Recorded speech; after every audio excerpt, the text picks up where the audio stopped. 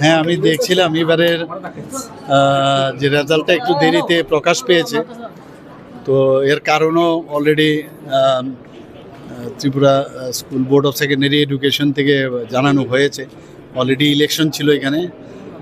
বেশিরভাগই যারা খাতা দেখেন ওনারা ইলেকশনের সাথে যুক্ত ছিল বলে আমি দেখছিলাম। তো আজকে রেজাল্ট বেরিয়েছে, আমি যা শুনলাম আপনাদের একজন সাংবাদিক বন্ধু আমাকে বললেন।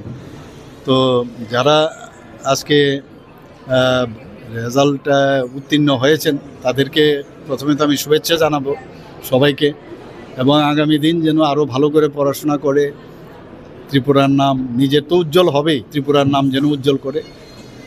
এবং খুব প্রয়োজন এডুকেশন, যদি না থাকে, ভালো এডুকেশন যদি না হয় তাহলে আগামী দিন কাজ করার সমস্যা হয়। এবং এই এডুকেশনের উপর ভিত্তি করে আজকে দেখুন এখানে যে অফার আমরা দিলাম, তারা তো এই প্রপার এডুকেশন পেয়েছে বলেই তো তারা পরিশ্রম করে আজকে এই চাকরিগুলো পাচ্ছে। তো আমি আজকে যারা এই আজকে ভালো রেজাল্ট করেছে, আমি শুনলাম যে মহিলারা নাকি সবচেয়ে ভালো রেজাল্ট করেছে। তো মহিলাদের আমাদের সবসময় আপনারা জানেন যে এম্পাওয়ারমেন্ট অফ উইমেন পার্লামেন্টে একটা বিল এসেছিল, এবং এটা অ্যামেন্ডমেন্টের বিল, সেটা পাস হয়নি। এবং আপনারা সবাই জানেন মাননীয় প্রধানমন্ত্রীজি এটা পাস করাবে আলটিমেটলি, কারণ উইমেন্সরা হচ্ছে আমাদের 50% পপুলেশনের। তা এখানেও কিন্তু দেখা গেল যে মহিলারা ভালো করছে।